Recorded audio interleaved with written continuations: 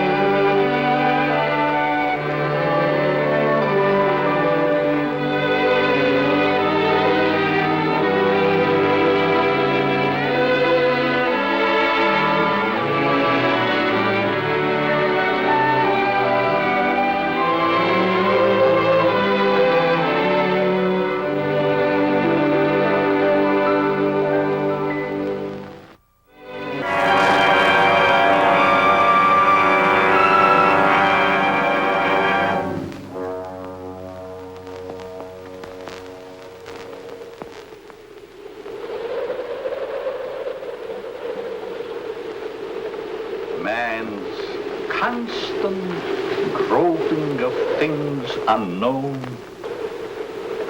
drawing from the endless reaches of time, brings to light many startling things.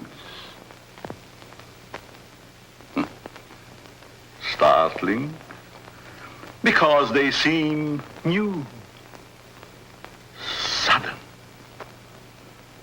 But most are not new to the science of the ages.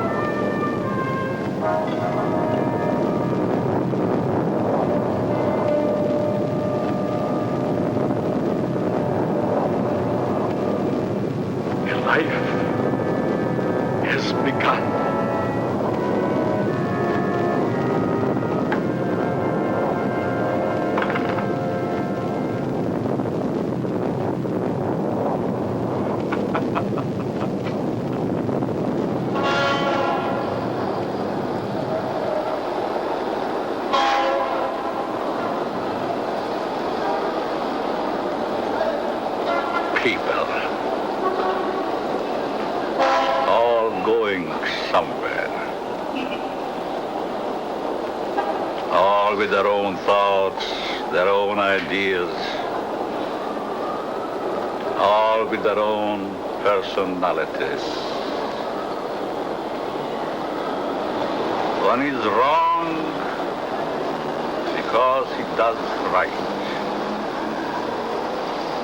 And one is right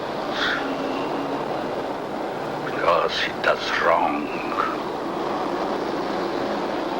Pull the string. Dance to that. Which one is created for?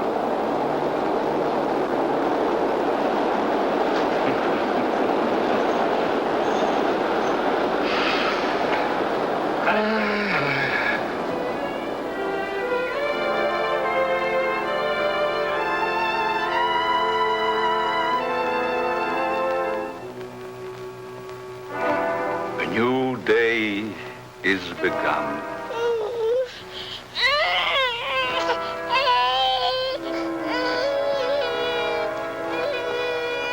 A new life is begun.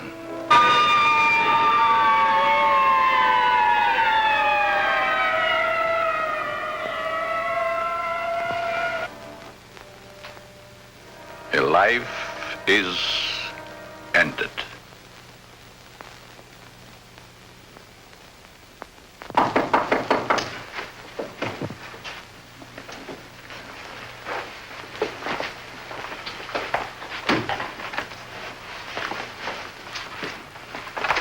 Let me see that note.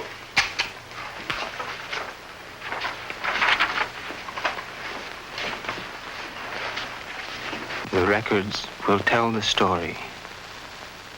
I was put in jail recently. Why? Because I, a man, was caught on the street wearing women's clothing. This was my 4th arrest for the same act. In life, I must continue wearing them. Therefore, it would only be a matter of time until my next arrest. This is the only way. Let my body rest in death forever in the things I cannot wear in life.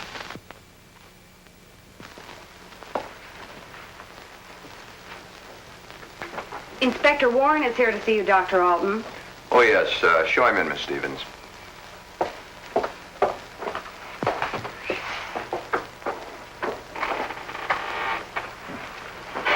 Inspector? Doctor? Sit down. Thank you.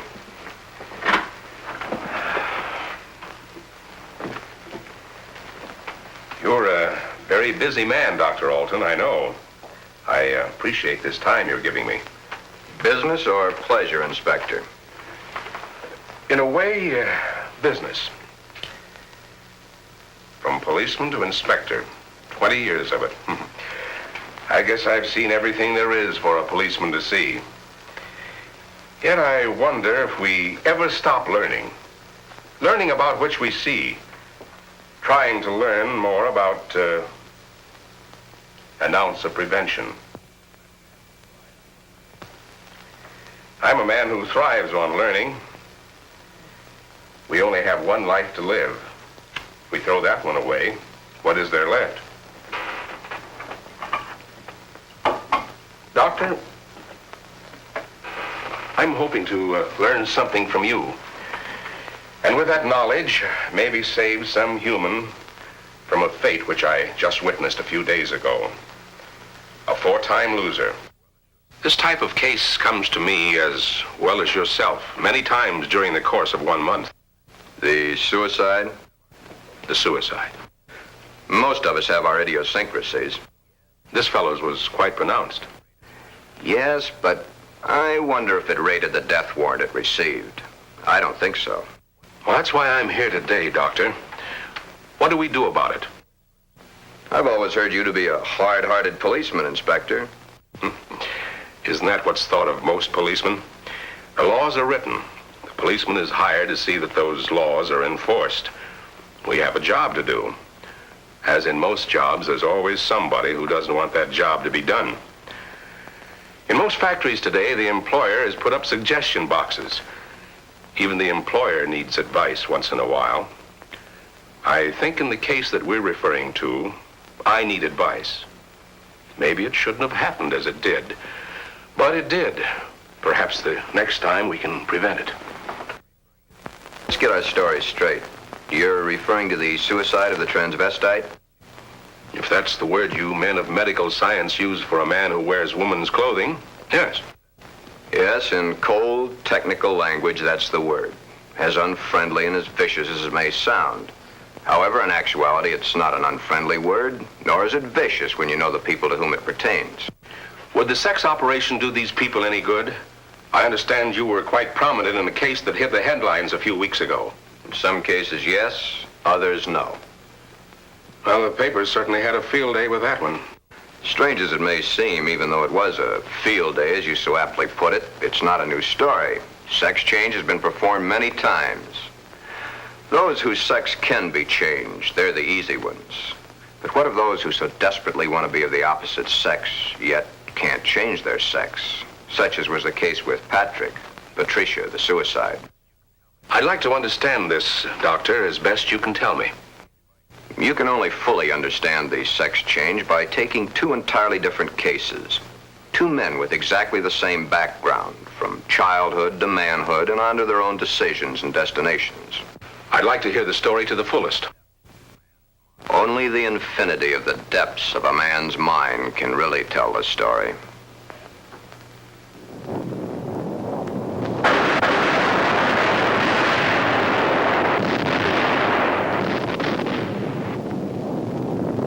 Dr. Martin. A young man, though he is, speaks the words of the All-Wise. No one can really tell the story. Mistakes are made. But there is no mistaking the thoughts in a man's mind. The story is begun.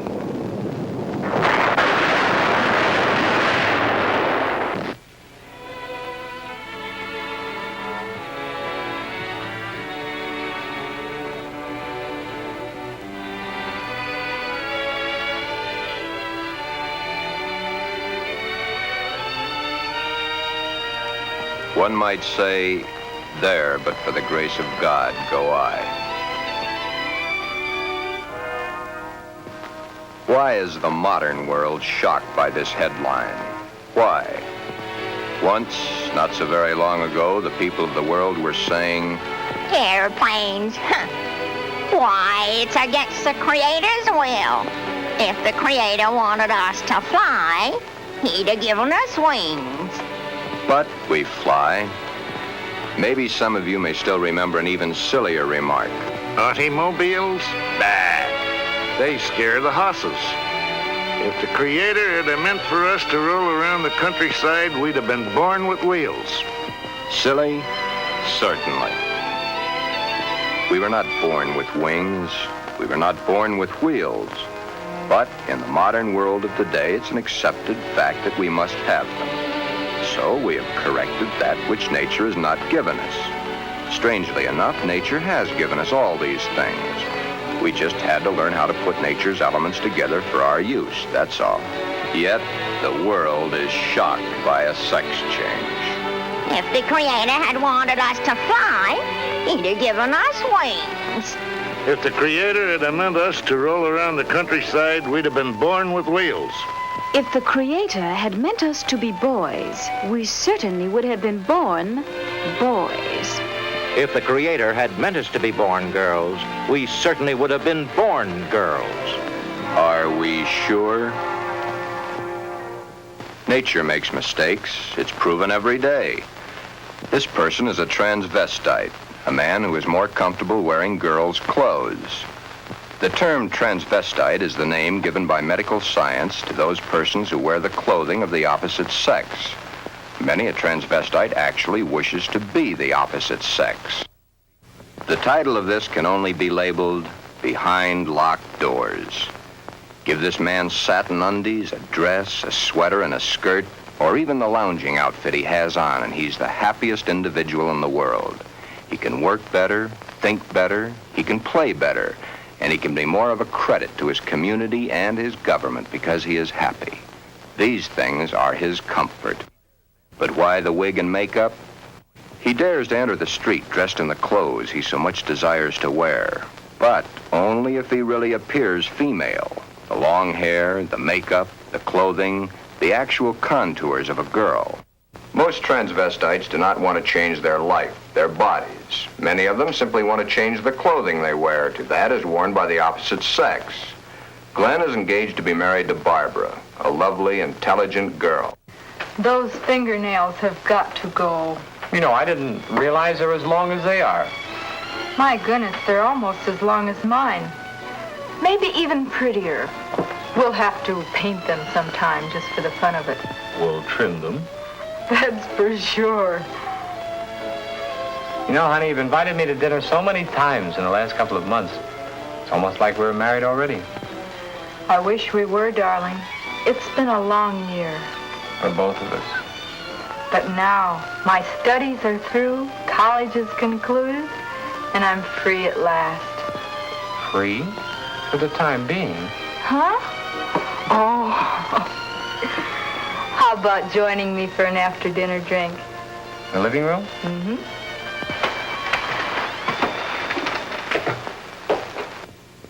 Modern man is a hard-working human. Throughout the day, his mind and his muscles are busy at building the modern world and its business administration. His clothing is rough, coarse, starched, according to the specifications of his accepted job. At home, what does modern man have to look forward to for his body comfort? The things provided for his home, a wool or flannel robe, his feet encased in the same thick, tight-fitting leather that his shoes are made of. These are the things provided for his home comfort. It doesn't look so comfortable, does it? And get the hat. Better still, get the receding hairline.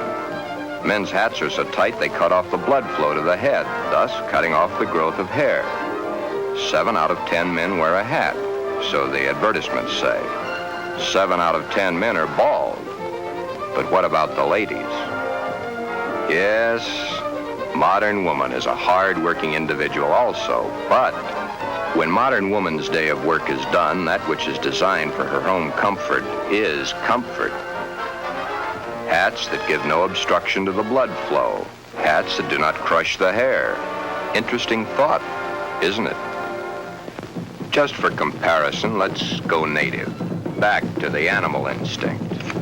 There, in the lesser civilized part of the world, it's the male who adorns himself with the fancy objects, such as paints, frills, and masks. The true instinct, the animal instinct, bird and animal life. Is it not so that it's the male who is the fancy one? Could it be that the male was meant to attract the attention of the female? What's so wrong about that? Where is the animal instinct in modern civilization? Female has the fluff and the finery, as specified by those who design and sell. Little Miss Female, you should feel quite proud of the situation. You, of course, realize that it's predominantly men who design your clothes, your jewelry, your makeup, your hairstyling, your perfume. But life, even though its changes are slow, moves on. There's no law against wearing such apparel on the street, as long as it can be distinguished that man is man and woman is woman. But what is it that would happen were this individual to appear this way on the street? You're doing it now, laughing. Yet, it's not a situation to be laughed at. Thus, the strange case of Glen, who was Glenda, one and the same person, not half man, half woman, but nevertheless, man and woman in the same body, even though by all outward appearances, Glen is fully and completely a man.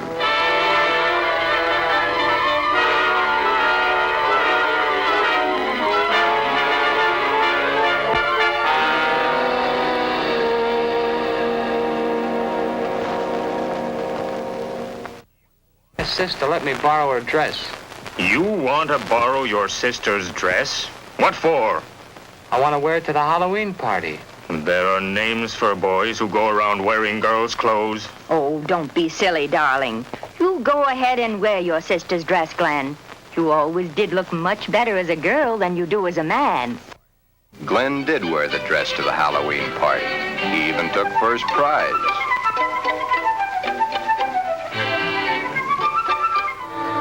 Then one day it wasn't Halloween any longer.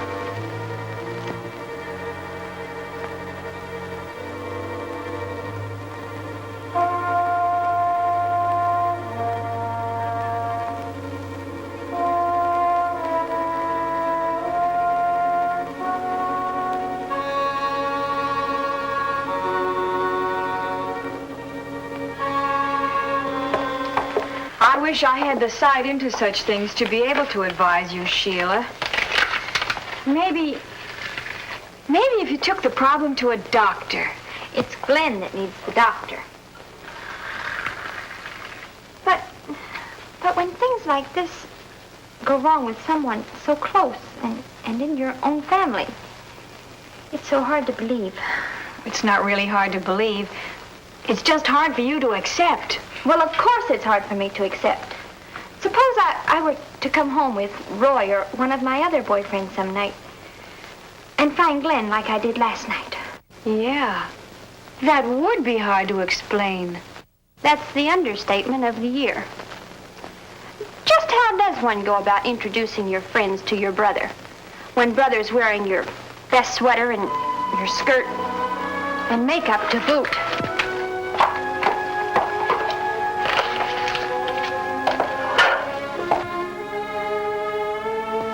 Glen is not a homosexual. Glen is a transvestite, but he is not a homosexual. Transvestism is the term given by medical science to those persons who desperately wish to wear the clothing of the opposite sex, yet whose sex life in all instances remains quite normal. Would you be surprised to know that this rough, tough individual was wearing pink satin undies under his rough exterior clothing? He is. Then there is your friend the milkman who knows how to find comfort at home.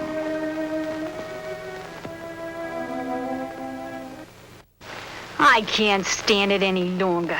He wears all my clothes. Nothing is sacred to him, even my briefs. He has every one of my sweaters stretched out of shape. Of course, he has always replaced them, but then they didn't last long either. But, Your Honor, ruffles on his shirts and shorts, really. Glen and all the hundreds of thousands of other Glens across the nation face quite a problem. Glen is engaged to be married to Barbara, a lovely, intelligent girl. The problem? Glenda, Glen's other self. The girl that he himself is, his other individual personality. You look tired tonight, Glen. Yeah, I guess I am. It's been a long day.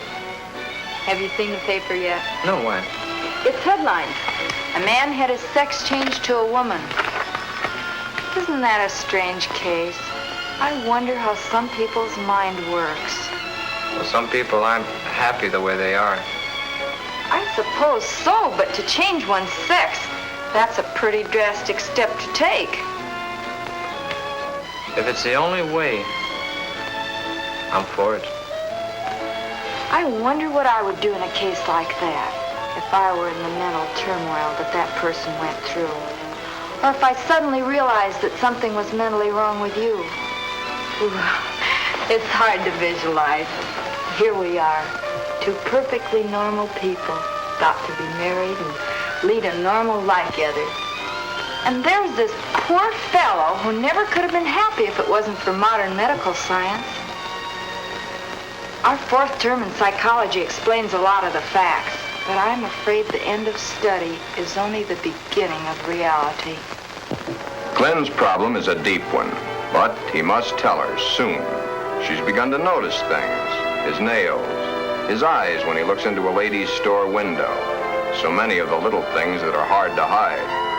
Soon she will realize. Then there was the time Barbara was wearing the sweater Glen had always wanted to feel on his own body. It was becoming an obsession to him. He must have it. What's the matter, Glen, darling? I guess I was daydreaming. Something seems to be troubling you. Why don't you tell me? It's nothing. Once, long ago, just after we started going steady together, we promised we'd never lie to each other. Are we gonna start now, just because we're engaged to be married? It's just that... Oh, Barbara, it's nothing that a little sleep won't cure. It's been an awful long day. It's more than that. Come on, tell me, darling. Who knows? Maybe I can help. That's just it. You could. Then something is troubling you. Yes. Do I have a right to know? You have a right to know. But let's just say for the moment that I'm afraid to tell you. I'm afraid I'd lose you. Nothing could be as bad as all that. I love you and you love me. And nothing in the world can change that. I hope not. I really hope not. Glen, is it another woman?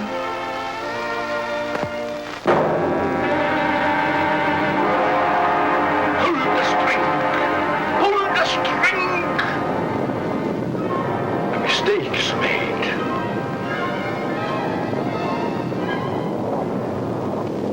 A story must be told. Always the same. He's not had the nerve to tell her.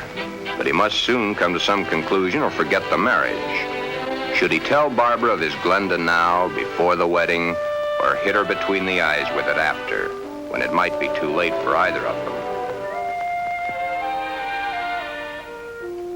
The world is a strange place to live in. All those cars, all going someplace, all carrying humans which are carrying out their lives. The world is shocked by a person who changed his sex. Glenda is shocked also, but by another reason. Someone like her had the nerve to do something factual about their situation. There are so many problems for Glen and all the other Glens. Perhaps the fear of discovery of the underthings they wear beneath their regular outer clothing, or that which they wear during their nightly visit to Morpheus, god of sleep. Thank you very much, and I'm sure she's going to enjoy it very much. If you want to return it, be sure that you bring the sales slip. Thank you.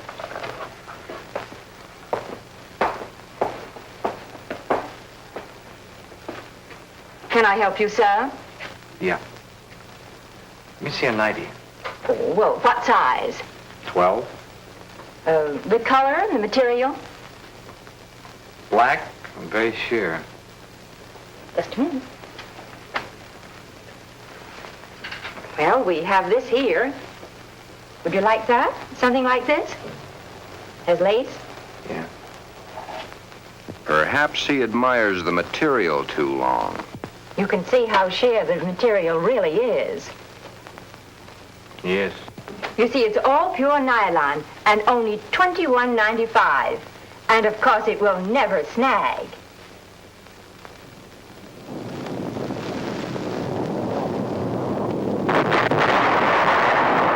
But Glen and Glenda and all the Glens and Glendas have an even bigger problem.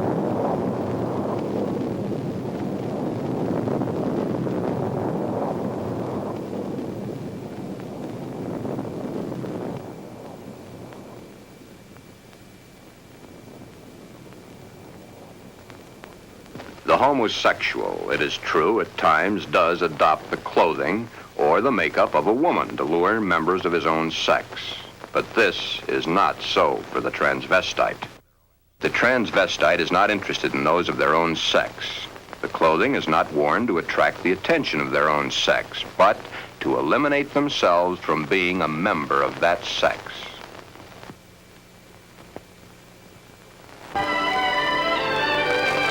Hi, Joe. Hiya, Jack. Monday again. You know, I think Monday is about the worst day of the week. A perfectly wonderful weekend, then back to the sweatshops. Too bad we was born to work. Say, Did you read about the guy that had his sex changed to a girl? Says he was perfectly normal, too. How can a guy be normal and go and do a thing like that to himself? All the same, it must take a lot of guts to pull a stunt like that.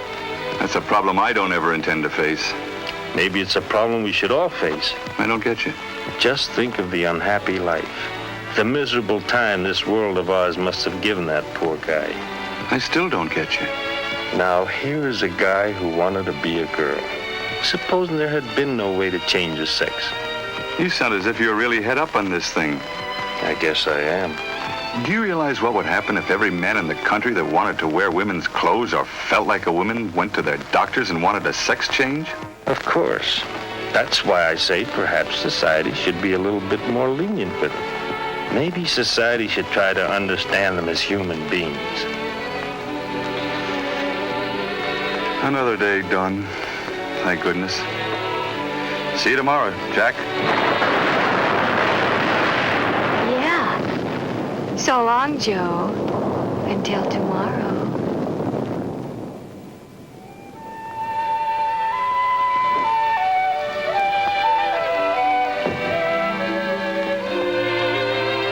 Hi, Glen. Hi, Johnny. Come on in and hit it right for the kitchen.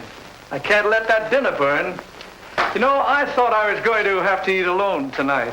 Well, you probably will because I've already eaten.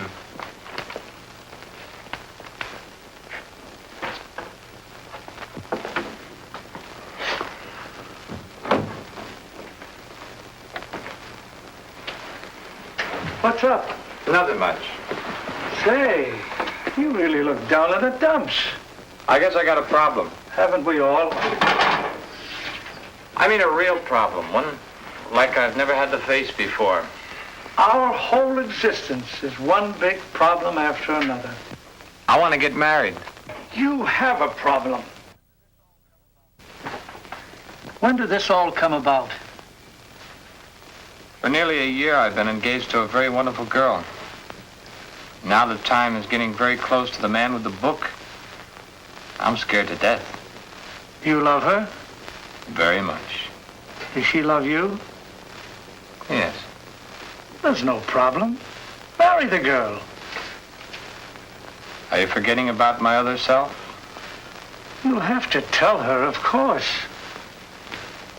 Yeah. I have to tell her. But when? Before? Or after? I think you know the answer to that one yourself. My mind's in a muddle. Like in a thick fog. I can't make sense to myself sometimes. I thought I could stop wearing these things. I tried, honestly, I tried.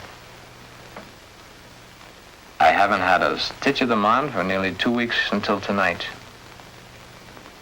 Then I couldn't stand it anymore. I had to put them on or go out of my mind. I'm afraid I'll lose her. I don't want that to happen because I really love her.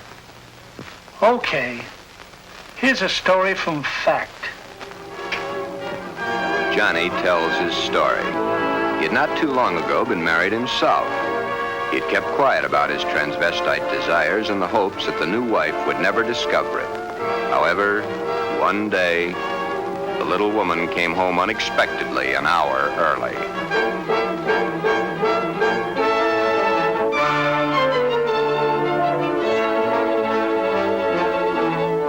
That marriage ended here. Will your problem be like mine? Most probably it will. Because the love hasn't been built up for such a thing. She, your wife, she will not have been taught enough about the problems to cope with it. Glenda must now make her decision. Or forever forget the marriage to Barbara. Glenda should consult a competent psychiatrist, but then very few transvestites wish to change their strange desires. This is their life, To take it away from them might do as great a harm as taking away an arm or a leg, or life itself. Many even carry their transvestite desires to the grave with them. Yes, it is a problem. But Glenda, remember back almost a year ago when Glen and Barbara accepted each other? Okay. That's the 6th time you've said goodnight. I guess it is. Look. Come on over here a minute. What is it? Never mind, just sit down.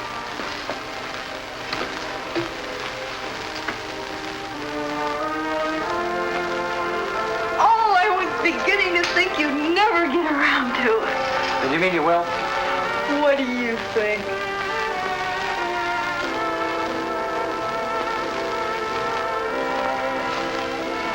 When? I must finish college first. It's only 7 months to go. Well, now, that's hardly long enough for you to get a trousseau together. How would you know about such things?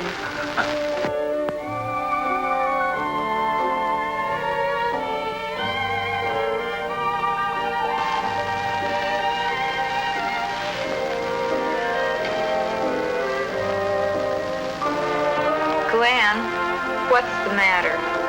Huh? All of a sudden, you seem 1,000 miles off. Yes, I guess I was, huh? That's a mighty pretty dress you're wearing tonight. I wear my best to please you.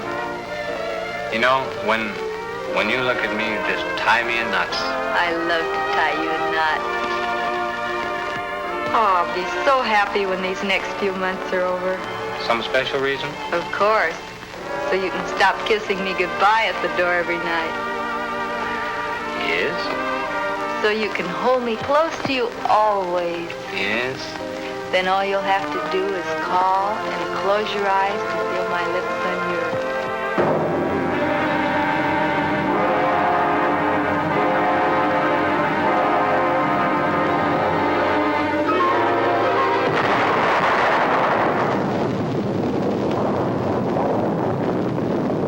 Beware. Beware. Beware of the big green dragon that sits on your doorstep. He eats little boys, puppy ducktails, and big fat snails. Beware. Take care. Beware.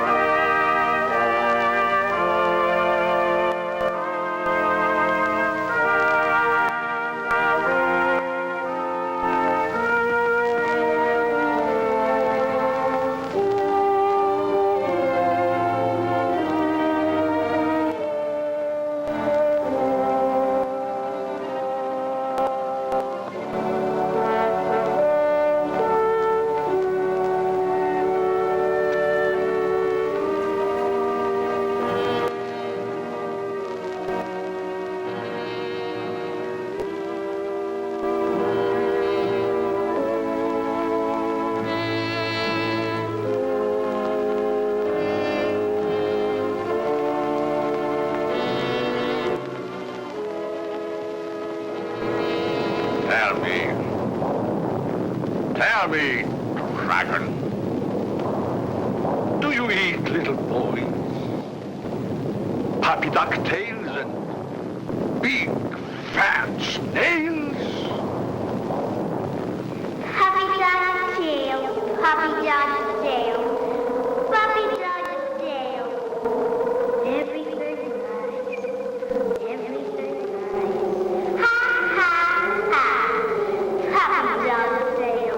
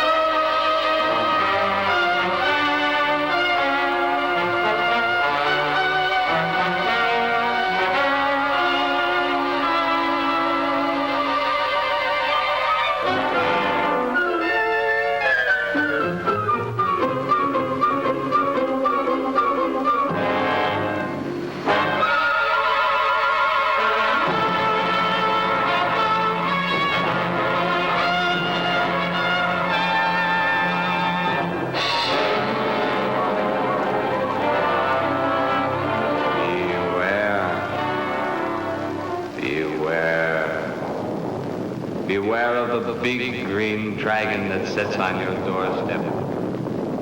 He eats little boys, puppy dog tails, and big, fat snails.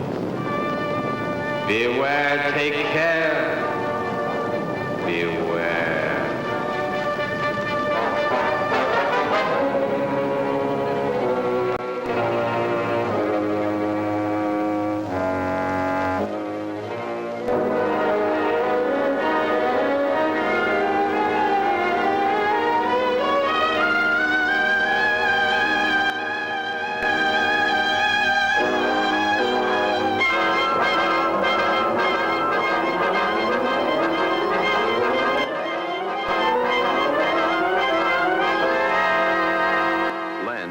Glenda has made the decision. Glen has decided to tell Barbara of his dual personality, to tell her of the nighties and negligees, the sweaters and skirts, the robes and dresses, the stockings and the high-heeled shoes, the wig and the makeup, all that goes to make Glen into Glenda. He tells Barbara he cannot cheat her of the knowledge that she, as his fiancée, should possess all the facts. He tells her softly, hurriedly at first, then slowly as he becomes more technical. His hands move to caress the smooth material of her Angora sweater, which he has so long and so desperately wanted to put on his own body. He tells of this to her, and she looks to the sweater and to his hand. Then, when it is all over and that much of the story he knows is told, Barbara is not sure of her own thoughts. That's about it, darling. I wanted to tell you for a long, long time, but just couldn't bring myself to do it. I've been too much afraid of losing you.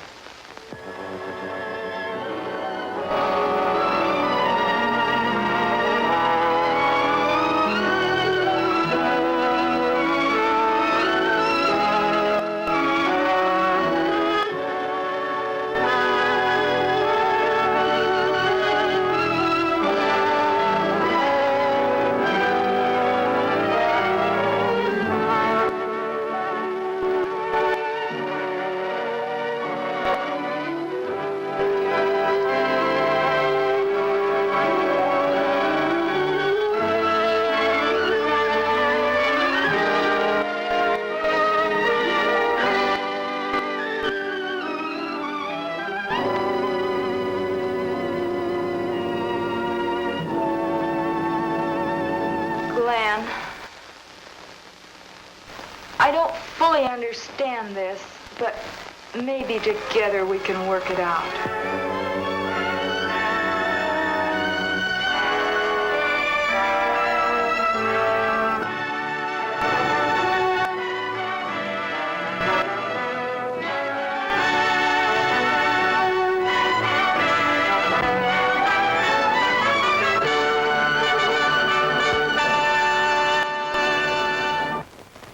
The end of the story? Not quite. I'll get back to it in a minute. Glen's case is really the lesser advanced type cases. The second case is an extremely advanced one. However, I'll get to that in a moment. First, you must realize that the world over has its own particular problem. Each case must be handled individually according to the person, his past life, and his problem.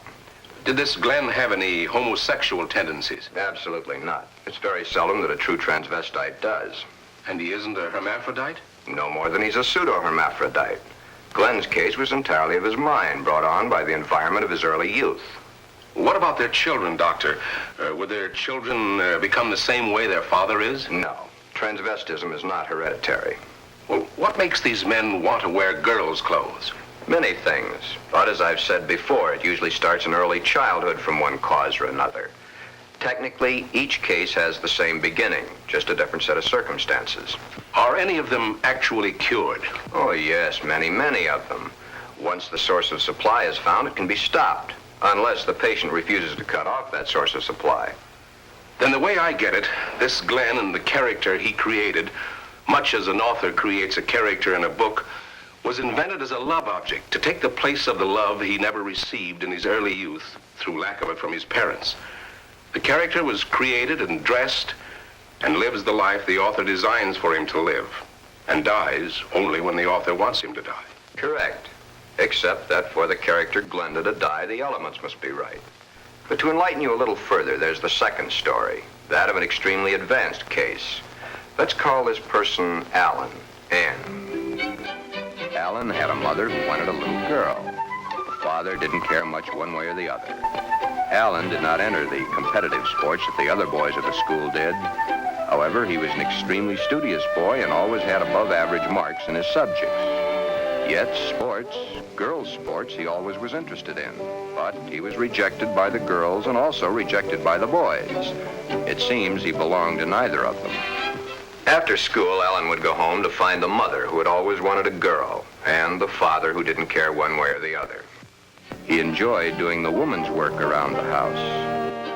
Alan was becoming a woman and didn't realize it. A woman in mind only, but the mind rules.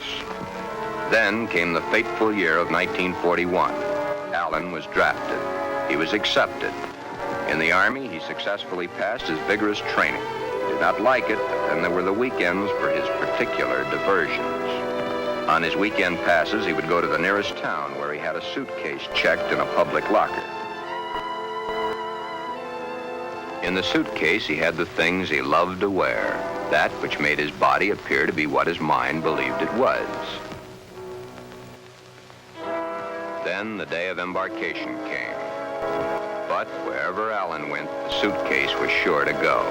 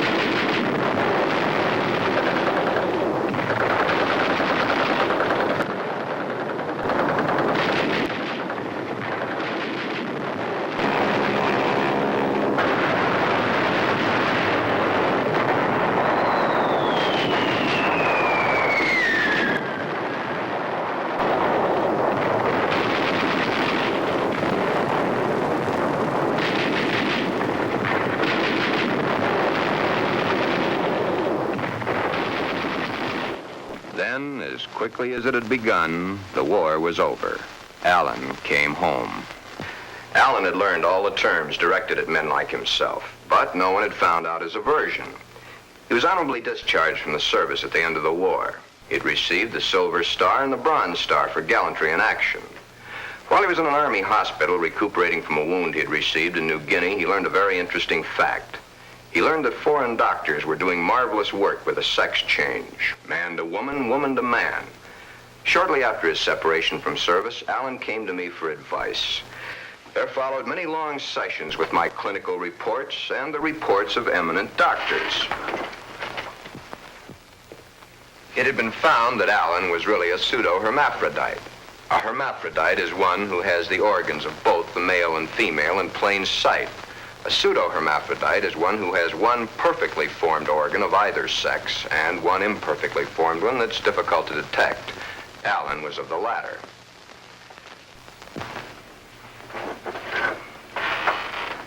Alan was then given his choice. That which nature had given him was a mistake. It was up to us to correct that mistake one way or the other. Alan had to decide whether he wanted to become a man or she wanted to become a woman. Both were completely possible. Small-boned, fair of complexion, his hair thin like a woman's, his body slim, hips slightly girlish. It was easy to see his decision, along with the fact that he had been brought up from early childhood to believe that a woman was the thing to be. Alan decided to become a woman. This, after all the help I could give him, was only the beginning. During the following 2 years, he was to go through the tortures of the damned, but never was there a whimper from him because he knew that at the end of it all, he would at last be that which he had always dreamed. Hundreds of hormone shots were injected into various parts of his body. Alan's face was worked on with plastic surgery to smooth out the female elements. Long, tedious hours of work. The big day, or the starting of many big days, for it was to take many. The series of operations are performed slowly and at intervals to prevent any unnecessary shock to the nervous system. Still, the hormone shots continue. Day after day, week after week, month after month. And even then, when the operation is over, the sex has changed, the shots must continue as long as Alan lives.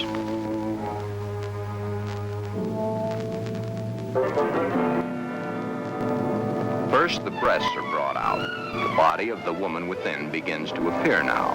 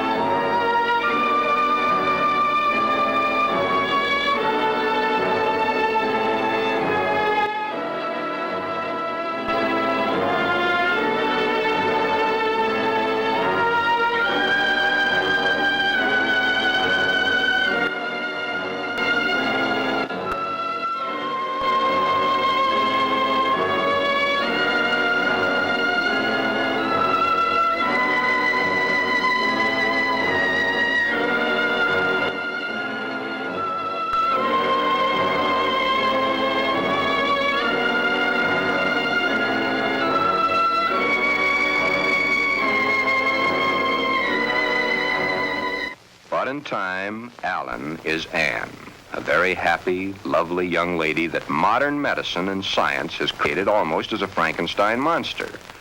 The newspapers heard of it and hit the story with their usual fullness. If papers had not gotten hold of the story, it would have gone untold, unnoticed as so many others in medical history. The sex change has been performed hundreds of times. However, right here in this particular sex switch, it's not the end. Acting the woman and being the woman are two entirely different things. Alan had all his life acted the part of the woman. Now he is that woman and must learn how it's done. Anne must learn how to do her own hair, how to make the correct styling for her facial contours. The proper walk must be adopted. A lady is a lady, whatever the case may be. Continuing my own psychiatric treatment, it was my duty now to explain to Anne the duty of a woman in her sex life. Alan, of course, had known the man's, but he was soon to realize he knew very little about a woman's. Yet, through it all, Anne loved every minute of it. Anne was indeed meant to be a woman, and now that the sex change had been completed, Anne was a very happy woman, and a woman who was eager to learn, and now was accepted by society. A woman born at the age of 24, in a world that for 24 years she had seen as a man, but a woman who now would, and was properly instructed in how to accept, a woman's world. Thus, this case, which has a happy ending, is due entirely to the corrections made by medical science. I've had several such cases. In fact, in my 20 years of practice, I've been prominent in 7. However, my colleagues have had hundreds. Then you believe that the Glen of the first story should have the sex change? In Glen's case, no indeed. Glen would never be happy with a sex change. The Alan of your story ended happy? I'll tell it to you exactly as I told it to them. Shortly after Glen told Barbara of his love for girls' clothing, he started treatments with me. On the last treatment, both he and Barbara came to me. I told them the same story of Alan, Anne, as I've told it to you, Inspector. Anne was a pseudo-hermaphrodite. Even though one of the sexes was imperfect, she had the organs and the characteristics of both the male and female. Glen's case is an entirely different type of case. Remember I said, no matter what the case, it's a different thing. A new problem to be looked into, then solved. A new challenge to the psychoanalysis. Glen's body holds only one sex, that of the male. In all our talks, I've learned these pertinent facts. Glen's father had no love for his son. His father wanted Glen to be a football hero or a baseball player so that he could brag to his cronies down at the corner saloon as his cronies bragged to him about their own sons. Thus, the ruse of Glen's fictitious character. He invented it when he could find no love from his mother and no love from his father. His mother had hated her own father. Glen reminded her of her father. Therefore, she gave all her affection, love, and attention to her daughter. Glen then decided also to become a daughter. Glen, you can kill this fictitious character of yours anytime you wish. For your happy ending, it's the only way.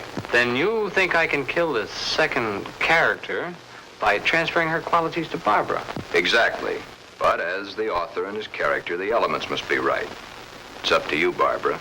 You must take the place, give the love, and accept the facts that Glenda has always accepted. If you love each other as you now believe you do, well, it'll be a hard job, but you'll enjoy doing the job. Should I let him continue to wear girls' clothing? Or should I put my foot down? If you put your foot down, you'd only go behind closed doors. Love is the only answer. Glenda must be transferred to you. Supposing Glen never gets over wearing girls' clothing? Would it matter to you very much? I love Glen. I'll do everything I can to make him happy.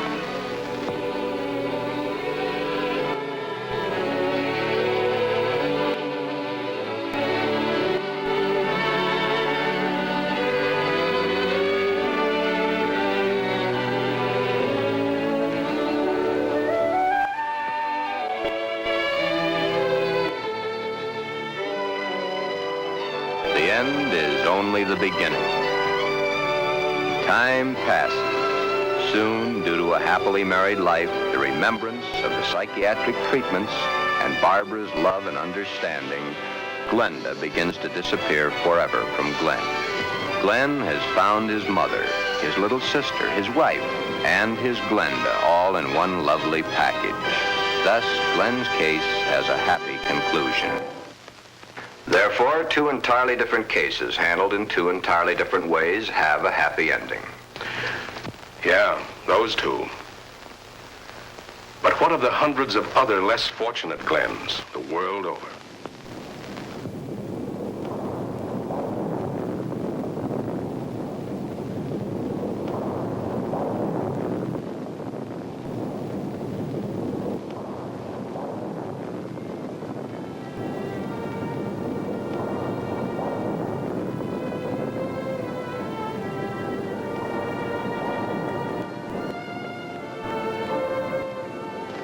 Yes. But what of the others?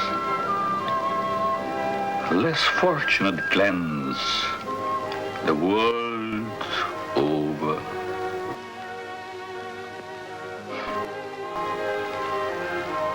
Oh, snips and snails and puppy dogs.